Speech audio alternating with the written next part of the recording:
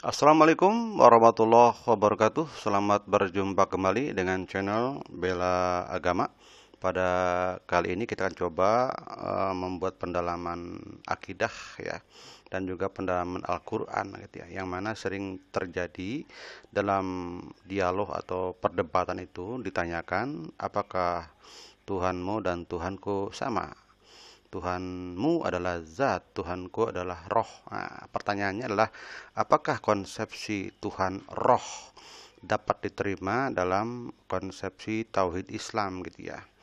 Tauhidul asma wa sifat Islam. Nah, hari ini kita coba membongkar itu ya Al-Qur'an yang menunjukkan bahwa Islam bisa menerima gitu ya konsepsi Tuhan sebagai roh, meskipun Tuhan tidak disebutkan namanya sebagai nama roh atau esensi atau zatnya sebagai zat roh saja gitu ya. Itu terlalu rendah gitu ya dalam Islam gitu ya. Mari kita lihat dulu apa sih makna roh gitu ya. Roh ini dalam Islam ini ya, roh adalah sesuatu unsur dalam jasad yang diciptakan, salah ya, bukan diciptakan tapi ditiupkan Allah gitu ya, sebagai penyebab adanya hidup gitu ya. Jadi pertama, roh itu bukan ciptaan Tuhan gitu, tapi roh itu adalah tiupan. Nah, berarti apa? Allah itu sebagai sumber ya, sumber daripada roh yang menyebabkan hidup. Berarti apa? Roh itu apa? Roh berarti dari Arya atau angin ya. Artinya apa? Dia tak bisa dilihat tapi berenergi atau memiliki sebuah energi ya, daya gitu ya. Apa artinya? Berarti secara singkatnya roh itu adalah daya hidup ya. Sesuatu yang ada rohnya berarti memiliki kehidupan. Tumbuhan memiliki hidup berarti dia memiliki roh. Rohnya apa ya? Roh nabati lah. Hewan memiliki hidup gitu ya. Berarti dia memiliki roh. Rohnya ya roh hewani kan gitu kan. Malaikat hidup berarti rohnya roh malakut kan, malaikat. Manusia roh, roh insani.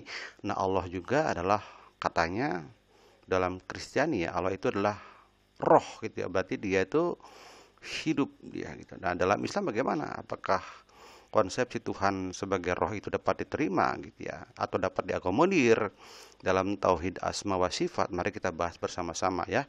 Sepakati bersama bahwa roh itu adalah daya hidup atau energi hidup gitu ya. Kalau kita lihat dulu ya, ini yang jadi masalah kan sebenarnya perbedaan persepsi gitu ya dalam Kristen, bahwa Tuhan kami katanya adalah roh ya, yang membuat ini beda, sedangkan Tuhan Islam adalah zat. Nah, bagaimanakah dalam Islam? Tentu tataran dalam Islam itu konsepsi roh itu tidak pada ditabrakan atau di verifikasi gitu dengan Allah sebagai zat, tetapi Allah dengan asma gitu loh. Ada asma dalam atau nama Allah gitu ya, atau sifat Allah yang hidup dan menghidupkan. Nah, kan dikatakan tadi roh itu adalah daya hidup. Berarti apa? Oh, Allah yang roh berarti apa? Sumber kehidupan. Sumber kehidupan dan menghidupkan. Ini ada dalam Asmaul Husna ya di sini. Ya, Allah itu Al-Hayyu ya. Berarti dia itu yang maha hidup. Berarti sumber daripada kehidupan, dan dia memberikan kehidupan. Berarti muhyi gitu ya, yang memberikan kehidupan. Artinya apa? Dia maha hidup. Segala kehidupan darinya gitu ya. Dan oleh karena itu dia menghidupkan segala sesuatu dengan cara peniupan roh yang dari rohnya. Ingat ya, roh yang dari rohnya gitu ya. Apapun gitu ya, manusia atau apa. Mari kita lihat buktinya ya. Sekarang apakah roh dalam kekristenan atau dalam Yudaisme sama dengan roh dalam Islam? Kalau kita baca di sini ya, ini Genesis ya, dalam bahasa Arab sekira sama ini ya. Zul matun waruhullahi yarifun ala wajhil miyah. Ini ada pada Genesis ya. Jadi roh Allah itu melayang-layang di atas permukaan air gitu ya. Jadi miyah itu air kan, wajhi dan seterusnya gitu ya. Di sini ada ruhullah, berarti roh Allah kan gitu. Nah, bagaimana dalam Islam kita memahami dan mempersepsikan tentang roh ini ya? Mari kita bahas bersama-sama. Dalam Islam ini ada dalam surat Al-Isra gitu, ayat 85, tentang bagaimana bahwa roh itu informasinya minim gitu ya. Hanya Allah lah yang tahu tentang exactly, tentang tepatnya apa itu roh. Manusia diberikan ilmu pengetahuan tentang roh sedikit ya. Ini dalam Al-Isra ayat 85 Allah berfirman, "Wa yas'alunaka 'anir ruh qulil ruhu min amri rabbi wa ma utitum minal ilmi illa qalila," gitu ya. Wa yas'alu, dan mereka bertanya kepadamu kan ya, anir ruh, tentang roh. Kul, katakanlah roh itu min amri rabbi, adalah urusan Allah. Artinya apa itu? Tepat, exactly gitu ya, tentang bagaimana, apa dan seterusnya tentang roh itu hanya Allah yang tahu gitu loh ya. Kulir ruhu min amri rabbi wa ma utitum, dan kamu tidak gitu ya diberikan minal ilmi, dari ilmu, illa qalila, kecuali sedikit gitu ya. Jadi roh itu hanya Allah yang tahu. Manusia diberikan pengetahuan tentang roh tetapi hanya sedikit saja. Nah, saya kira dapat dilihat juga dalam Alkitab Kristiani kah, Yahudi kah, sama ya. Penyebutan tentang roh itu kupasannya sangat minim sekali. Dalam Islam pun demikian. Artinya Pak, roh itu adalah merupakan amri gitu, merupakan urusan Allah, oke? Demikian. Ini berarti apa? Persepsi kita, roh ini tidak bisa terlalu saklek ya. Artinya ujung-ujungnya karena kita diberikan ilmu yang sedikit, ujung-ujungnya adalah wallahu alam bisawab. Hanya Allah yang tahu. Oke, next. Kita lihat lagi pada surat berikutnya lagi tentang bagaimana roh itu. Nah, di sini dikatakan bahwa dalam As-Sadd ya, surat 3872 katanya, faida sawaituhu wa nafakhtu fihi mir ruhi faqa'ulahu sajidin. Ini peristiwa tentang penciptaan Adam ya. Faida, jika wasautuhu, berarti telah aku sempurnakan kejadiannya. Wa nafahtu, dan tiuf ya. Nafahtu nafas. Jadi bahasa nafas Islam apa, kata-kata nafas itu serapan dari bahasa Arab bisa ya. Wa nafahtu, tiuf gitu ya. Nafas, tiupan. Nih lihat, nafahtu, nafah itu berarti nafah, nafas, tiuf. Dan kutiupkan fihi mirruhi, dan apabila telah aku sempurnakan kejadian dan aku tiupkan gitu ya, wa nafahtu itu tiupkan roh gitu ya, roh dari rohku kan gitu kan, kepadanya, faqa'u lahu, maka tunduklah kamu, sajidin, dalam keadaan bersujud gitu ya. Jadi inilah kejadian bagaimana Ibrahim permulaannya ketika diciptakan fisiknya dari tanah dan seterusnya, maka telah sempurna, maka Allah meniupkan rohnya gitu ya, meniupkan roh yang dari rohnya gitu tepatnya gitu ya. Maka ketika itu semua orang termasuk para malaikat ya, semua bersujud kecuali iblis kan gitu. Demikian ya, di sini jelas ya bahwa roh Adam itu berasal dari roh Allah gitu ya. Oke. Next, coba lagi di sini. Jadi apa artinya? Artinya Allah itu adalah sumber daripada roh gitu ya, sumber kehidupan. Ya, Allah meniupkan gitu roh yang dari rohnya kepada Adam sehingga Adam bisa hidup. Berarti apa? Allah itu adalah sumber hidup gitu loh. Sumber roh, berarti al-hayyu wa yuhyi. Dia maha hidup dan memberikan kehidupan kepada si Adam melalui meniupkan roh yang dari rohnya gitu loh. Oke. Nah ini dalam As-Sajdah ya, ayat 9, summa sawwahu wa nafakha fihi mir ruhihi wa ja'ala lakumus sam'a wal absara wal afaidah gitu ya. Kemudian dia menyempurnakan dan meniupkan roh ciptaannya, itu rohnya gitu ya, kepada ciptaannya ke dalam tubuhnya, dan dia menjadikan pendengaran, penglihatan dan hati. Artinya apa? Roh Allah itu ditiupkan kepada ciptaannya gitu ya, sehingga si ciptaan itu memiliki daya hidup gitu ya. Meniupkan rohnya kan ke dalam tubuhnya, dia menjadikan pendengaran, penglihatan dan hati. Sehingga tadi dengan meniupkan roh Allah kepada makhluknya gitu ya, sehingga si makhluk itu memiliki sense ya, memiliki pendengaran ya, sensasional apa ya, maaf ya, ya sense ya. Sense berarti kan indera gitu ya, memiliki indera pendengaran, memiliki indera penglihatan dan memiliki perasaan ya, hati gitu ya. Memiliki hati atau memiliki sense gitu ya. Demikian. Itulah roh. Artinya apa? Inilah ciri-ciri daripada kehidupan. Orang memiliki roh berarti hidup. dalam keadaan hidup dia memiliki pendengaran, memiliki penglihatan, dan memiliki sense, memiliki rasa. Itulah karena roh itu ada dalam diri kita. Apabila roh dicabut, maka hilang kuasa pendengarannya, kuasa penglihatannya, juga kuasa merasakannya. Seperti mayit ya, tidak memiliki roh atau rohnya diambil gitu ya, kan dicubit tidak nangis. Ya, dimarah-marahi pun dia tidak emosi karena dia sudah kehilangan pendengaran, penglihatan, dan perasaannya. Oke. Next. Nah, di sini kita lihat di dalam Al-Qur'an lagi. Nah, di sini ya bahwa roh Allah itu gitu ya, ketika Nabi Adam diberikan tiupannya ketika bentukan tanah itu sudah sempurna gitu ya. Nah, ketika manusia tentu beda lagi dong. Manusia itu berarti melalui namanya asbab atau melalui sebab-sebab biologis, namanya regenerasi. Ayah ibu kan gitu bersetubuh lalu melahirkan anak gitu ya. Ketika anak di kandungan itu umur 120 hari gitu ya, atau 4 bulan ditiupkan roh dari Allah. Nah, ini anunya dalam Quran keterangannya. Wa id akhadha rabbuka mim bani adama min zuhurihim zurriyatahum wa asyhadahum ala anfusihim alastu birabbikum qalu bala syahidna. Nah, demikian ya. Jadi pada saat di dalam kandungan umur sebulan, 2 bulan, 3 bulan belum bernyawa. Nah, setelah 120 hari ditiupkan oleh Allah roh ke dalam perut ibu itu sehingga si anak yang dalam kandungan itu memiliki nyawa gitu. Nah, di dalam ketika diberikan roh itu maka Allah memberikan janji syahadat gitu loh. Apakah ini Tuhanmu? Apakah aku Tuhanmu? Maka si roh itu menjawab, betul, engkau adalah Tuhan kami dan kami bersaksi. Jadi manusia itu sudah bersaksi sejak di kandungan. Lalu bersaksi lagi setelah dia menganut sebuah agama kan gitu. Nah, dengan asyhadu an la ilaha illallah wa asyhadu anna Muhammad Rasulullah. Itu berarti mengulang kembali apa yang dia laksanakan, dia saksikan ketika di janin gitu ya, di umur 120 hari kandungan ibunya. Demikian ya. Oke. Next.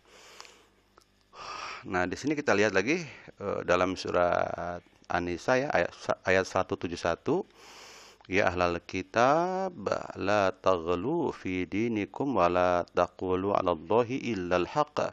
Innamal masyihu Isa bin Maryam rasulullahi wa kalimatuhu alaqaha ila Maryam wa ruhun minhu. Nah, di sini kan kita tidak membicarakan tentang Yesus gitu ya sebagai apa.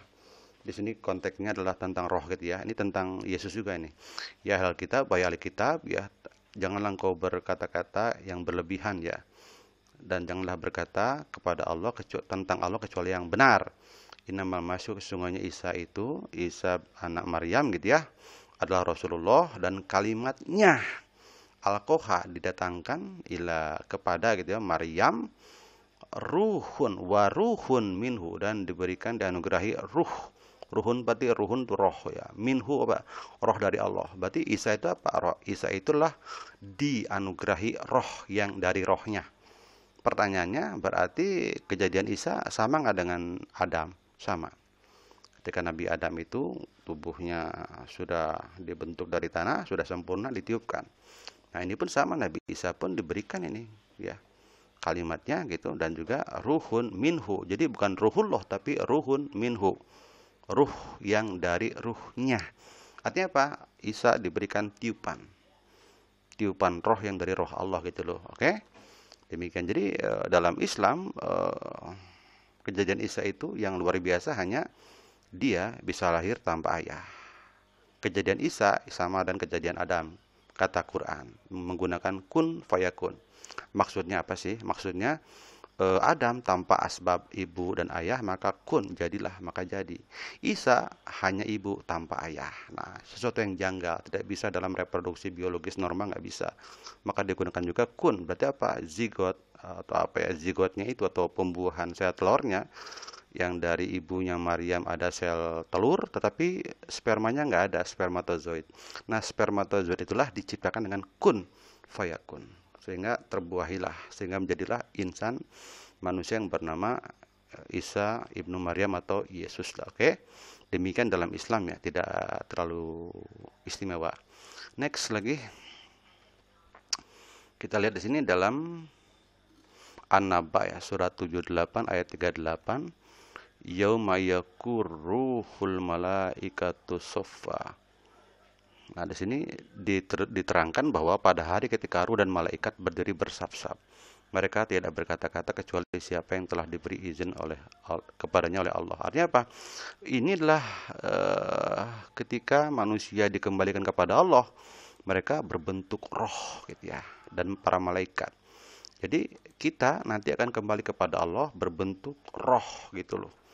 Berbentuk roh. Cuma tadi kalau roh itu mengalami tindakan-tindakan atau perilaku-perilaku yang deviatif, yang tidak sesuai perintah Allah, maka dia akan diberikan sanksi dulu kan ya, entah di neraka atau di mana kan gitu, demikian.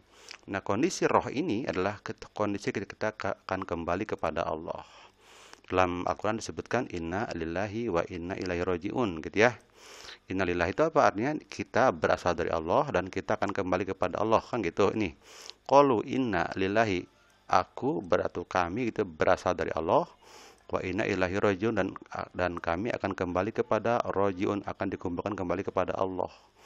Innalillahi berarti ketika kita ditiupkan roh oleh Allah gitu, ini innalillahi. Wa inna ilahi rojiun, dan kita akan dikumpulkan. Kapan dan bagaimana? Ini di sini dikumpulkannya. Tapi ini pengumpulannya pada saat pengumpulan yang sempurna.